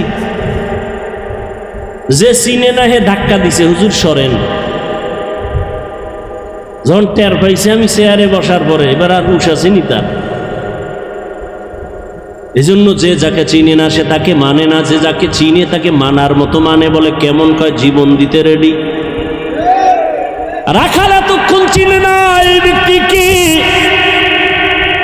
যখনই দেখলো একটা বকরি জীবনে দুধ দিবে না, ওই বান্দার হাতটা দেওয়া মাত্র বকরি দুধ দিল, চিনে ফেললো এটা সাধারণ কোনো মানুষ না, এটা পাওয়ারওয়ালা মানুষ। এই পাওয়ার আমার মধ্যে নাই। এই পাওয়ারের নাম হলো মুআজিজা। এই পাওয়ারের নাম কি? নবীদের বেলায় হলে মুআজিজা, ওলিয়া উলিয়াদের বেলায় হলে হবে কারামত। ভালো করে মনে রাখবেন, যেটা কখনো সম্ভব না, এই রকম কিছু অসম্ভব আল্লাহ যদি সম্ভব করেন, এটাকে আশ্চর্য ধরনের বলা হয়, অলৌকিক পাওয়ার বলে। এটা আল্লাহ ডাইরেক্ট আসমান থেকে জমিনে আইসা করবেন না, এটা কোনো ব্যক্তির মাধ্যমে করবেন। গাছ কথা বলতে পারে না, একজনে প্রশ্ন করে কথা বলা শুরু হয়ে গেল, এটা তো সম্ভব না, আমার আল্লাহর দ্বারা সম্ভব। সব অসম্ভবকে সম্ভব করতে পারেন কে? আর এই অসম্ভবকে সম্ভব যে আল্লাহ করবেন, এটা আল্লাহ কুদরতের দ্বারা করবেন, কারো মাধ্যমে করবেন। নদীর মধ্যে দীর্ঘ বছর পানি নাই, শুকাইয়া গেছে নদী। একজন ব্যক্তির কাছে এলাকার মানুষ আইসা কয়, আমগো নদীতে পানি নাই। লোকটা বড় একজন আল্লাহর প্রিয় বান্দা, তিনি একটা চিঠি লেখলেন। চিঠির মধ্যে কি লেখছেন তিনি জানেন আর আল্লাহ জানেন। তিনি কয়, এই চিঠিটা নদীর মধ্যে ফেলে দাও। যখন চিঠি নিয়ে নদীর মধ্যে ফেলে দিল, দীর্ঘ বছরের শুকনা নদীর মধ্যে পানির জোয়ার শুরু হয়ে গেল। সুবহানাল্লাহ না? রাখাল যখন দেখলো যেই বকরি কখনো দুধ দিবে না, হঠাৎ করে দুধ চলে আসছে, এই বান্দা সাধারণ না, এই বান্দা বড় দামি। পাশের লোকটা দাঁড়ানো কে দেখছেন নি? খবর নেই কে? আবু বকর সিদ্দিককে জিজ্ঞাসা করলেন কে? ইনি হলেন রাহমাতুল লিল আলামিন, আব্দুল্লাহর পোলা মুহাম্মদ। নাম শুনছি। তিনি কি বলে, হ্যাঁ তাই তো এই অলৌকিক ঘটনা প্রকাশ পেল। এবার মাথা নত করে বলে, পয়গম্বর আমাকে আপনি তাড়াতাড়ি কালেমা পড়ে দেন। এই রাখাল আর কেউ না, কলিজার সাহাবী আব্দুল্লাহ ইবনে মাসউদ রাদিয়াল্লাহু তাআলা আনহু।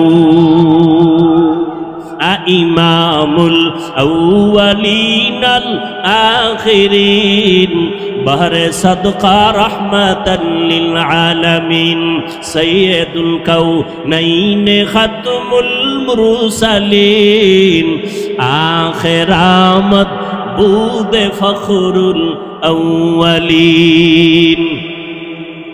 এরে আল্লাহর বান্দা, ভালো করে বুঝো,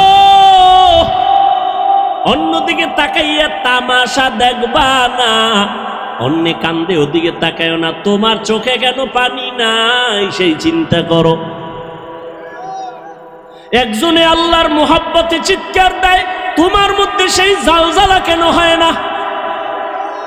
ওরে আগুন লাগলে তো শরীরটা গরম হবে, এটাই তো স্বাভাবিক। আগুন লাগলে তো গরম তাপ লাগবে, শরীর গরম হবে, এটাই স্বাভাবিক। আগুনের পাশে বসো, তোমার ভাইয়ের শরীর গরম হয়, তোমার শরীর কেন গরম হয় না? কারণটা কি? তোমার ব্যাটারিতে চার্জ নাই, তোমার ঈমান দুর্বল, তোমার আমল দুর্বল। মাওলার কাছে কান্না করো, হে মালিক আজকে মানুষ হইলাম, পরিচয় দেই আমি মানুষ, কিন্তু এখনো মানুষ হতে পারি নাই। আব্দুল্লাহ ইবনে মাসউদ নবীর মুজিজা দেখে কালেমা পড়লেন। ওমরের মতো বান্দা নবীর কল্লা কাটতে আসিয়া 27 বছরের নবীর হাতে কালেমা বললেন। ও নবীর আশেকের দল, আজকে তাবলীগওয়ালারা বয়ান করে, পীর সাহেবরা বয়ান করে, জুমার দিন খতিব সাহেবরা বয়ান করে। আমার মায়ার নবী মক্কা নগরীতে আসছেন এমন একটা জায়গায়, এত দামি জায়গা কেন না পাক? এর একমাত্র কারণ এই মানুষগুলো এত খারাপ হইল কেন? যেই জমিনে এত নবী আসলো, এত দামি ঘর হইল, এই মানুষগুলো অন্য জায়গার থেকে একটু ভালো হওয়ার কথা, এরা খারাপ কেন?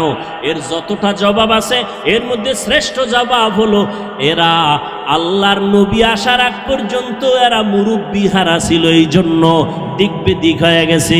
ঈসা নবী চলে গেলেন, মাঝখানে কোনো নবী নাই, কোনো মুরব্বি নাই।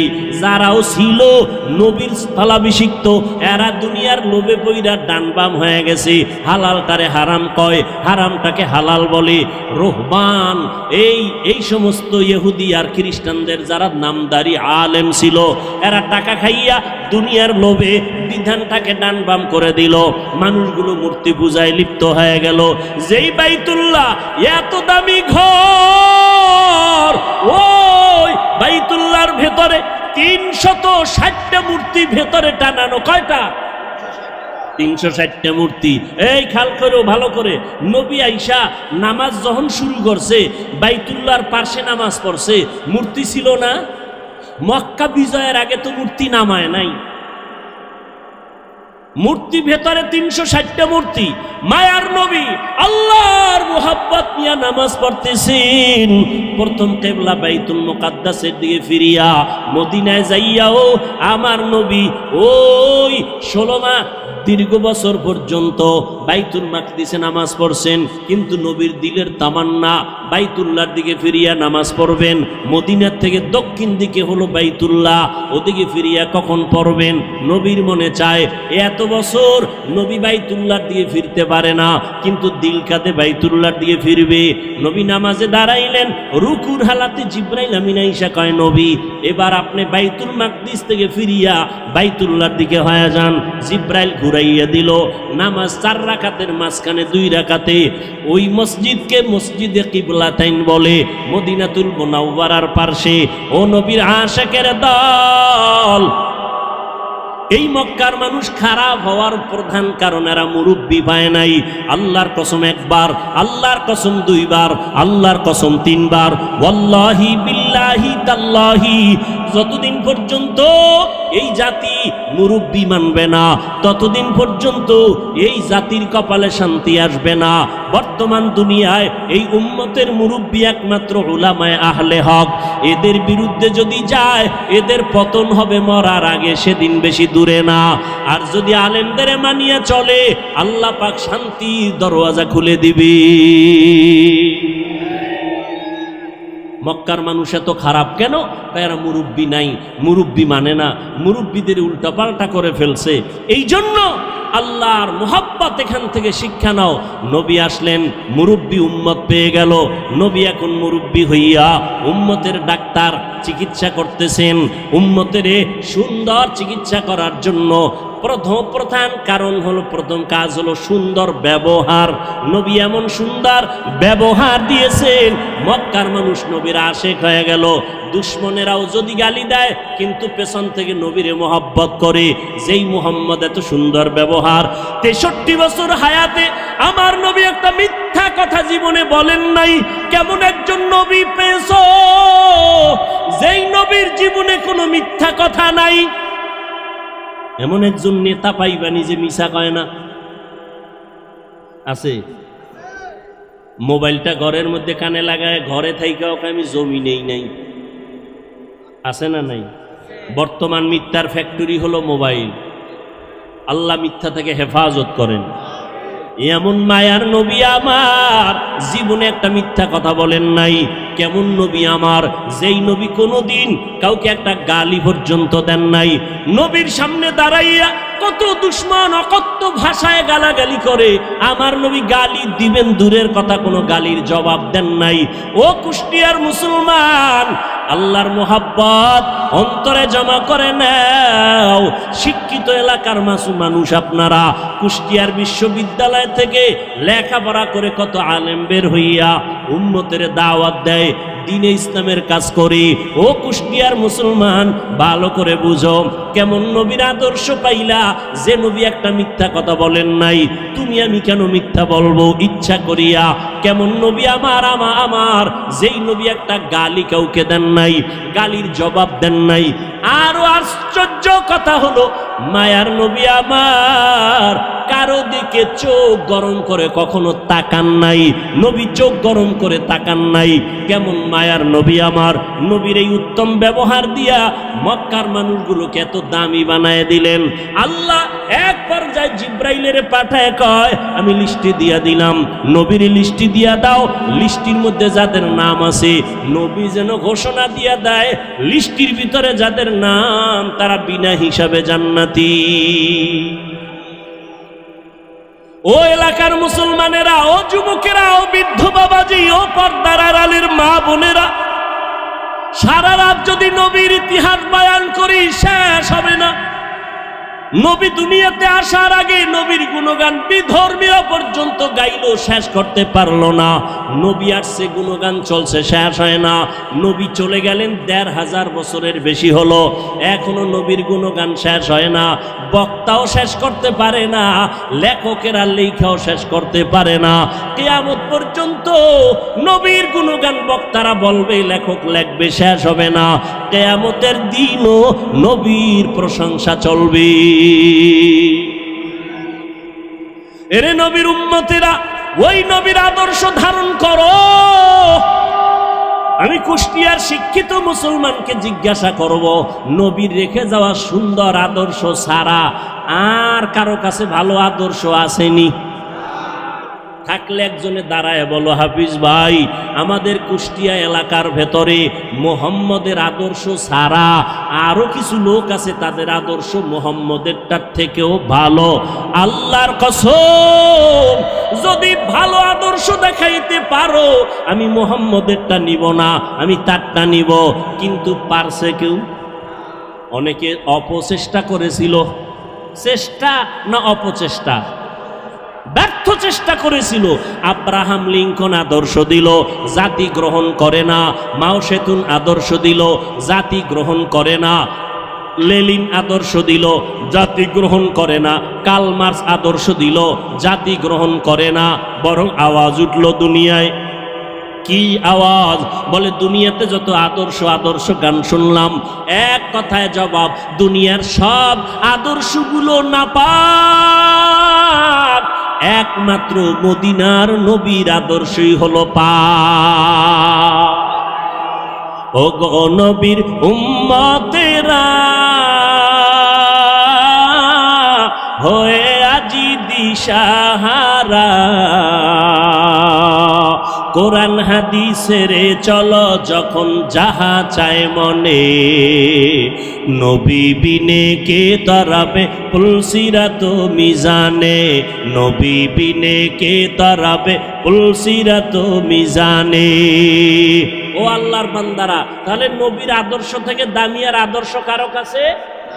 সবাই একমত? দ্বিতীয় প্রশ্ন, নবীজির আদর্শ যে রেখে গেলেন, মানবে কারা? হিন্দু, ইহুদি, খ্রিস্টান? সবাই একটু জিহ্বা নাড়ায়, আল্লাহ সাক্ষী, ফেরেশতারা লিখবে। বলো, নবীর আদর্শ মানবে কারা? কোন দেশের মুসলমান? সারা দুনিয়ার, শুধু কুষ্টিয়ার মুসলমান বাদ। হ্যাঁ, তাহলে নবীর আদর্শ হিন্দু মানবে না, বৌদ্ধরা মানবে না, ইহুদিরা মানবে না, খ্রিস্টানেরা মানবে না, তুমি মুসলমান মানবা। কিন্তু কই, নবীর আদর্শে দাড়ি লম্বা হয় না কেন? নবীর আদর্শে টুপি মাথায় উঠে না কেন? নবীর আদর্শ মতো 5 বেলার নামাজ পড়ো না কেন? এটা কি শুধু হুজুরেরা করবে? ও আল্লাহর বান্দা, যদি বলো হুজুর, ও হাফিজ ভাই, আমরা পারি না, আপনারা পারেন, এবার আমি বলবো, রে বাবা, তোমার মতো যুবক জীবনে মাদ্রাসায় পড়ে নাই, স্কুল কলেজে লেখাপড়া করে, জেনারেল লাইনে চাকরি করে, ব্যবসা করে, সত্য কথাটা স্বীকার করো। তোমার মতো যুবক জীবনে মাদ্রাসায় পড়ে নাই, এমন যুবক স্কুল কলেজ ভার্সিটিতে পড়ে, 5 বেলার নামাজ পড়ে আছে না নাই? আর কি ওয়াজ করবো বলো? এবার তুমি তোমারে জিজ্ঞাসা করো, তুমি কেন পারো না? ও কুষ্টিয়ার মুসলমান, তোমার মতো যুবক সন্তান র্যাব, আর্মি, পুলিশ, বিডিআরের চাকরি করে, 5 বেলার নামাজ পড়ে আছে না নাই? তুমি কেন পারবা না রে বাবা? তোমার মতো যুবক রাস্তায় গাড়ি চালায়, 5 বেলার নামাজ পড়ে, তুমি কেন পারবা না? বালিশে মাথা লাগায় একটু প্রশ্ন করো, তুমি কেন পারবা না রে বাবা? নদীর মধ্যে মাছ ধরে, নামাজ ছাড়ে না, তুমি কেন পারো না? তোমার আমার মতো কত যুবক তাকায় দেখো, ময়দানে কৃষি কাজ করে, নামাজ পড়ে, তুমি কেন পারবা না? আসলে কি ওলামায়ে কেরামের কথা মিথ্যা মনে করছো? আল্লাহর কোরআন, নবীর কথা কি মিথ্যা মনে করছো নাকি বাবা? আমাকে আবার একটু জবাব দাও, আমার আল্লাহর কোরআন সত্য নাকি মিথ্যা? কত পার্সেন্ট সত্য? সবাই বলো। এবার আমাকে বলো, আল্লাহর ওই কোরআনে জান্নাতের বয়ান আসেনি? সত্য। জাহান্নামের বয়ান আসেনি? এবার বলো বাবা, ওই আল্লাহর কোরআনে জান্নাত জাহান্নামের বয়ান আছে, শুধু এতটুকু না, কারা জান্নাতে যাবে কারা জাহান্নামে যাবে আল্লাহ তাও বয়ান করেছেন। ইন্নাল আবরারা লাফি নাঈম ওয়া ইন্নাল ফুজ্জারা লাফি জাহিম। নেক আমল যারা করবে তারা জান্নাতের পথিক, যারা গুনাহ করবে তারা জাহান্নামের পথিক। ও আল্লাহর বান্দারা, জাহান্নামটা কেমন ভয়ঙ্কর, জান্নাতটা কেমন আরামের ঘর আমার আল্লাহ তাও বয়ান করেছেন। জান্নাতিন তাজরি মিন তাহতিহাল আনহার, এমন একটা জান্নাত আল্লাহ জান্নাত নেক আমলওয়ালাকে দিবেন, যেই জান্নাতে ঢুকলে কোনোদিন যুবকরা বুড়া হবে না, কালো থাকবে না, যেই জান্নাতে কোনো বাথরুম নাই, যেই জান্নাতে কোনো রোদের গরম অসহ্যকর গরম নাই, যেখানে কোনো বিদ্যুতের লোডশেডিং নাই, ওই জান্নাত এমন আরামের জায়গা যেখানে শান্তি আর শান্তি আর শান্তি। আবারও জবাব দাও, এই জান্নাত পাবে কারা? গুনাহগার না নেক আমলওয়ালা? তোমার আমল কোথায় রে বাবা? আর যারা গুনাহ নিয়ে কবরে যাবে তাদের জন্য জাহান্নাম আল্লাহ বানায় রাখছেন। কেমন জাহান্নাম আল্লাহ তাআলা কোরআনে বয়ান করেছেন, আল্লাতী তাত্তালিউ আলাল আফইদা, দুনিয়ার আগুন থেকে 70 গুণ জাহান্নামের আগুনের গরম হবে বেশি। ওই জাহান্নামটা গুনাহগারের জন্য, ওই জাহান্নাম এত ভয়ঙ্কর, দুনিয়ার আগুন হাতে লাগলে হাত জ্বলে পা জ্বলে না, পায়ে লাগলে পা জ্বলে হাত জ্বলে না। আল্লাহ বলেন জাহান্নামের আগুন এত মারাত্মক ভয়ঙ্কর আগুন, শরীরের যে কোনো জায়গায় লাগা মাত্র কলিজা পর্যন্ত ভুনা হয়ে যাবে। ও যুবক, আজকে আমিও তো তোমার মতো একটা যুবক। আমি যদি তোমার মতো প্যান্ট শার্ট টাই লাগাইয়া দাড়ি কামাইয়া রাস্তায় ঘুরতাম, মাস্তানি করতাম, কেউ বাধা দিত না। টুপি মাথায় দিলে মাথা গরম হয়, তোমার থেকে কম বুঝি না, এরপরও কেন টুপি ফালাই না? দাড়ি রাখলে যৌবনের ভাব চলে যায়, এগুলো বুঝি, এরপরও কোনো দাড়ি কাটি না।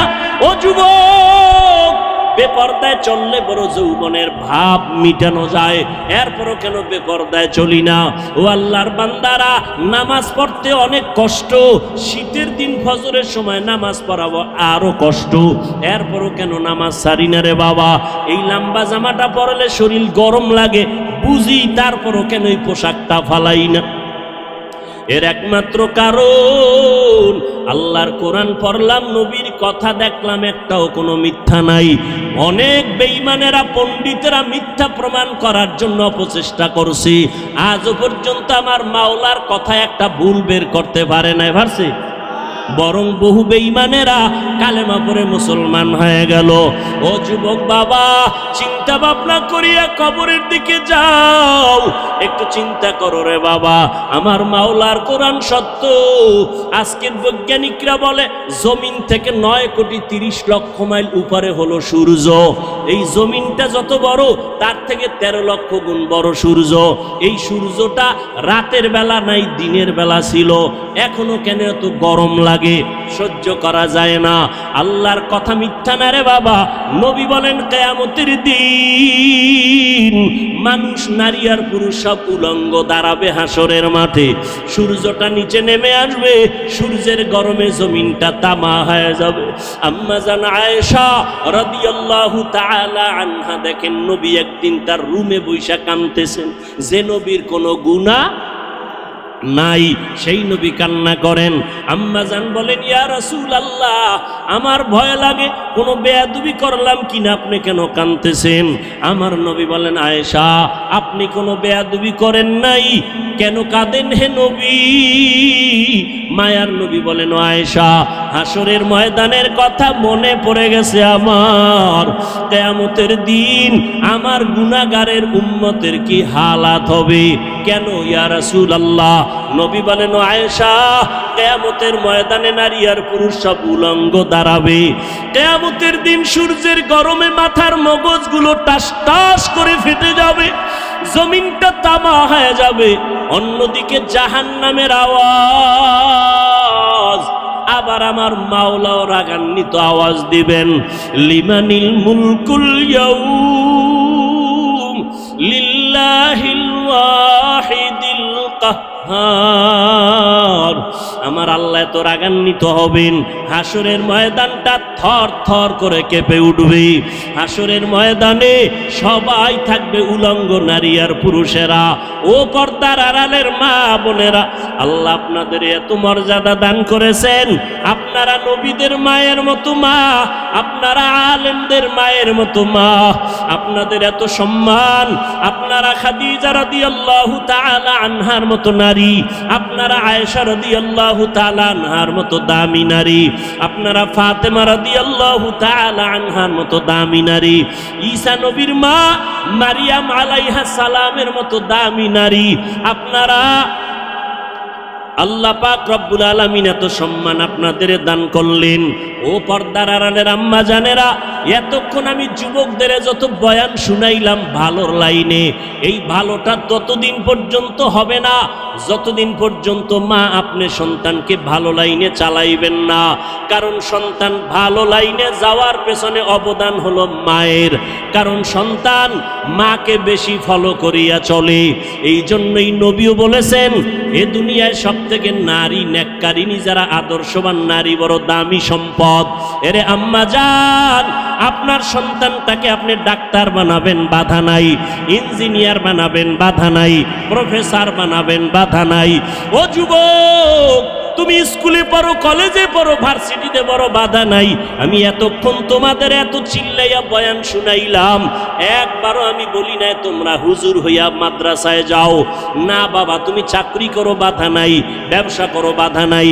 তুমি স্কুলে পড়ো, বাধা নাই। তুমি চাকরি করো, তুমি ভার্সিটিতে বড় কোনো বাধা নাই। তবে নবীর আদর্শ মানিয়া অন্ধকার কবরের দিকে রওনা হও। ডাক্তারও যদি হও, মা বাবার দোয়া নিয়ে চলিও, 5 বেলার নামাজ পড়িও, কপাল খুলে যাবে।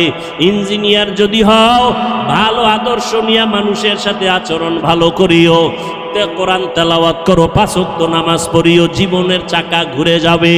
ও আল্লাহর বান্দারা, আম্মা জান আয়েশা বলেন, ও নবী, কিয়ামতের ময়দানে ভয়ঙ্কর হালাত কেমন হবে? নবী চোখের পানি ছেড়ে কাঁদেন আর কয়, আয়েশা, নবীরা যাদের কোনো গুনাহ নাই সেই নবীরা পর্যন্ত কান্নায় বিভোর হয়ে যাবে। আদম নবী কান্না করবেন নিজেকে বাঁচাবার জন্য, মূসা নবী কান্না করবেন নিজেকে পরিত্রাণের জন্য, ইব্রাহিম নবী কান্না করবেন নিজেকে বাঁচাবার জন্য, মুক্তির জন্য, ঈসা নবী কান্না করবেন নিজেকে মুক্তি করার জন্য। উম্মতেরা যাবে সুপারিশের জন্য, আদম নবী তাড়ায় দিবেন, মূসা নবী তাড়ায় দিবেন। উম্মতের সুপারিশ করতে গিয়া ইব্রাহিম নবী বলবেন আমি পারবো না, নূহ আলাইহিস সালাম বলবেন আমি পারবো না।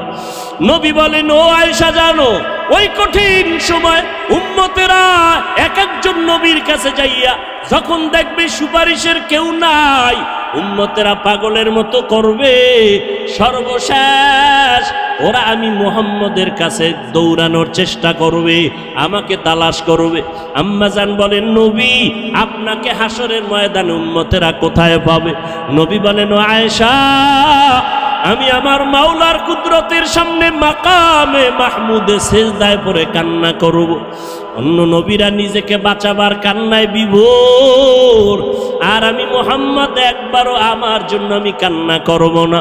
আমি কান্না করে শুধু বারবার বলবো, আল্লাহ আমার উম্মতেরে বাঁচাও, আমার উম্মতেরে বাঁচাও, আমার একটা উম্মত যেন জাহান্নামে না যায়।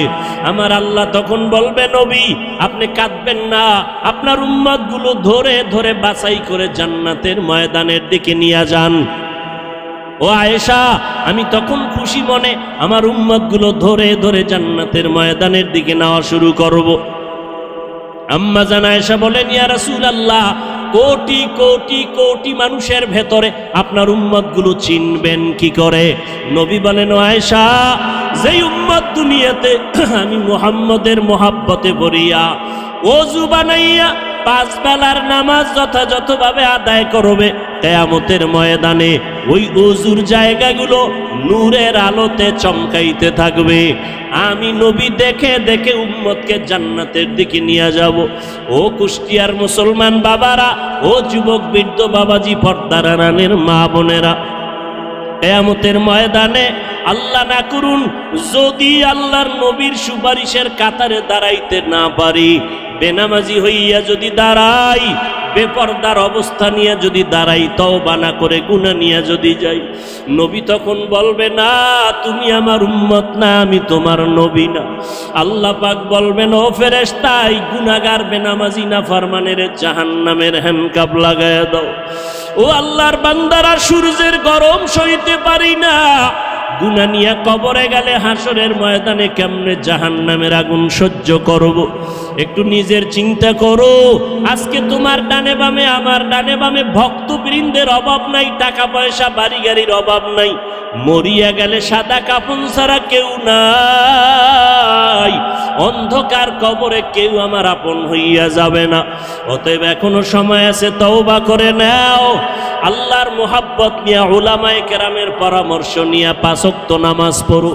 এখনো সময় আছে, মনে মনে আমার আল্লাহকে ডাকো আর বলো, হে মালিক, জীবনে তো নামাজ কম সারি নাই, বেপরদায় কম চলি না, আজকে থেকে তওবা করলাম। আমার মতো যুবক স্কুল কলেজে পড়িয়া, ব্যবসা করে, চাকরি করে যদি নামাজ পড়ে, আমি কেন পারবো না?